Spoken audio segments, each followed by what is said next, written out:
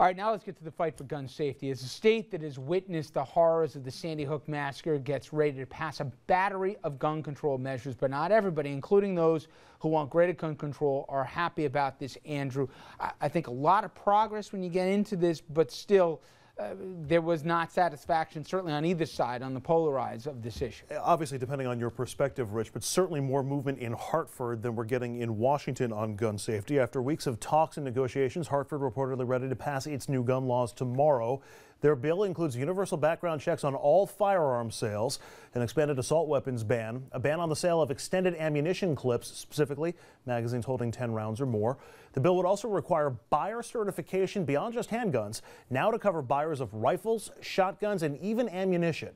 And the bill would create a weapons offender registry. Anyone convicted of 40 or more gun crimes or gun sale crimes would have to register with the state in much the same way that a sex offender would. But there is one additional step that is not in the law, a ban on not just on extended ammo clip sales, but a ban on the clips altogether, a provision that would have made it illegal just to possess an extended ammo clip in the state of Connecticut. That is, again, not in the final bill. And it's that omission that drew the ire of a Sandy Hook parent.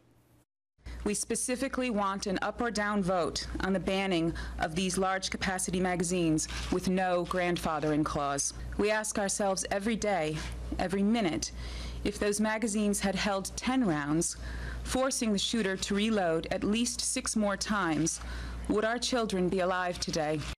Reaction to the bill from the NRA, a little dismissive from the former congressman who today detailed the gun group's school safety push. I would say it's totally inadequate.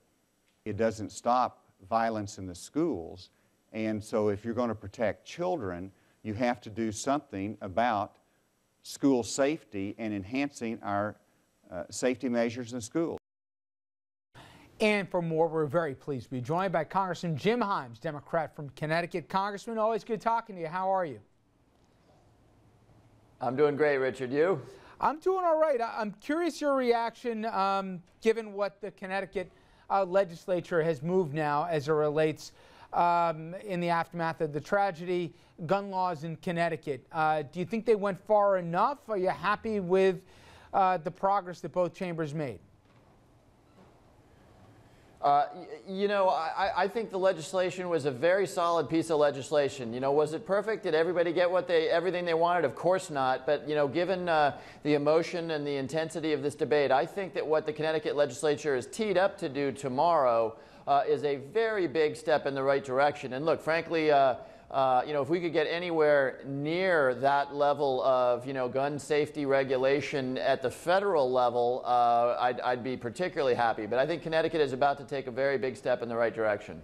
Well, what would be lessons learned? Because as people know, Connecticut's not a deep, deep blue state here. I mean, you've got prominent Republicans and Democrats, yet there was a consensus on a lot of big issues. I know on the ammo clips, there's still some division. They didn't go far enough. But besides that, almost on every big issue, they reached an agreement here, and it's going to get some pretty widespread bipartisan support.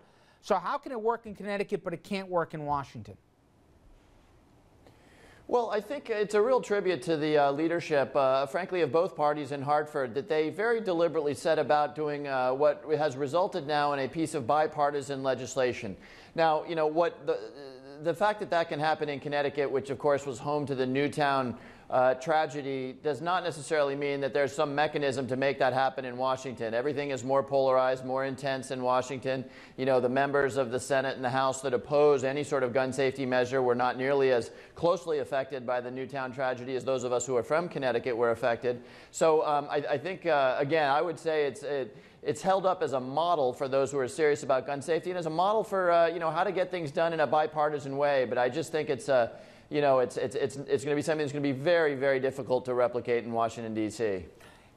I got you, but here's what I don't understand. I understand that elements, for example, like banning certain assault weapons that move through in Connecticut, that's all but a pipe dream with the modern math of Washington now. But what I don't understand is if 90% of Americans, 3/4 of the NRA's own members, are behind a universal background check, how come that by now hasn't already been enacted in law and isn't a politically popular move that both parties would get behind? Can you help explain to me how that is tough sledding in Washington? Yeah, well, yeah, look, can I explain that? Of course I can explain it. You know, the NRA has put the fear of God into a variety of members in the Senate and in the House, but to really get the answer to the question, you would have to ask a number of the people who have promised to filibuster what, as you point out, 90% of Americans think is a good idea, which is if you're going to buy a gun, we're going to check you out to make sure you're not a felon, to make sure you don't have a history of violence. So, you know, I would direct that question to the senators who say, you know, senators like Rand Paul or Senator Lee or others who have said that they will filibuster this. It is, frankly, given the popular support for something so commonsensical as a universal background check, I think they've got a lot to answer for. And look, there's other issues where I wouldn't say that about. You know, the assault weapon ban, I happen to support it, but it's a, you know, assault weapons are used in a very small minority of the crimes that are the gun violence that is committed in this country. So, you know, maybe there's a discussion to be had around there. But around the concept of a universal background check, I think there is no argument in favor of not passing that legislation in Washington. Are you optimistic when you get back that you're going to get something done on this? I mean, we're more than 3 months and still, you know, Connecticut, New York, a handful of states have done something, but Washington hasn't done a single thing. A month from now, any progress? What do you think is going to happen? Well, look, shame on the institution of Congress if it can do nothing, and I am very worried about that. You know, we were, you know, as you said on universal background check, this is something that has dramatic support, massive majority support, and it's something that you just don't need to be that bright to know that checking out everybody who's going to buy a gun is a good idea. And yet the forces of resistance, the money, the NRA, and other pro-gun lobbies are fighting it tooth and nail, and unfortunately some of my colleagues are going to listen to that. So today I'm enormously proud, or I should say tomorrow, if and when this legislation passes. I'm very proud of the state of Connecticut for having moved aggressively, and I'm going to keep my fingers crossed, and I'm going to continue to fight for very meaningful gun safety improvements in Washington. But boy, it is an uphill battle.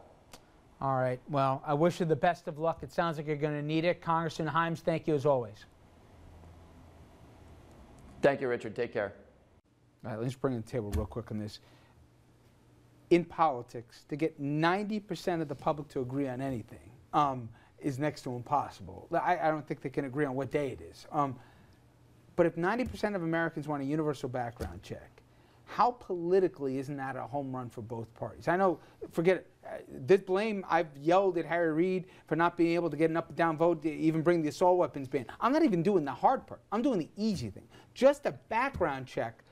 Can you give me a political reason why, if 3/4 of the NRA members even want it, that this is a tough sell for the GOP to get behind? It's not the GOP. It's Harry Reid and, he and can the get the president. votes. He can get the votes here for background check across the board. When Harry Reid puts the bill up on the Senate and has the Democratic members from the South vote against the NRA and shows that he can pass something in the U.S. Senate, well, look at then the House will take a look at it. Would the pass the Senate Republicans voted for it? So it's not just Harry Reid that's the obstacle. But I mean, there's Harry, blame here on both sides. There's always plenty of blame to go around to both sides. But the point is, Harry Reid controls the Senate. The same Senate that didn't have a budget vote for a number of years, okay, is the same one that the president isn't. The president doesn't run down to Capitol Hill, down Pennsylvania Avenue, and say, Senator Reid, we're going to have a vote on this. This is what we want to do. The fight for the Democrats is they wanted more in it. I'm trying to do it easy and say just a background check. Can you just help me from a law enforcement side in 30 seconds? What would make a material difference if we wanted to make a real dent in the number of people? More than now 3,300 people have died since just the Newtown shooting at the end of a gun in this country. If we could do one law enforcement thing that would help, what would it be? Absolutely, you want to have background checks. And if you were universal. to say universal across Coast the to board, coast. and there ought to be, I think there ought to be a national standard, and that should be applied across the board. If you get a gun in Florida, you ought to be able to bring that gun to New York. If you have a gun in Westchester, you ought to be able to bring it to New York City. But you can only do that if you have a universal background check. And if you stop and think that we regulate the usage of automobiles more than we do handguns, that speaks volumes. And also, if you were to stop and to look at who's doing the shootings. If the people doing the shootings were Muslim or Arab, we would label them terrorists, and I think that we'd have the impetus to deal with it in Congress. But the laws in Florida... We're going to keep this fight going. Let's keep it going during the break here. We jumped to break here. When we come back, I'm going to bring in Senator George Mitchell, former Senate Majority Leader, who 15 years ago, almost to the day, brokered a peace nobody thought would happen, let alone last, but it has. That's peace in Northern Ireland. We'll talk about that and how maybe, just maybe, one day we'll see the same thing happen in the Middle East. Stay with us.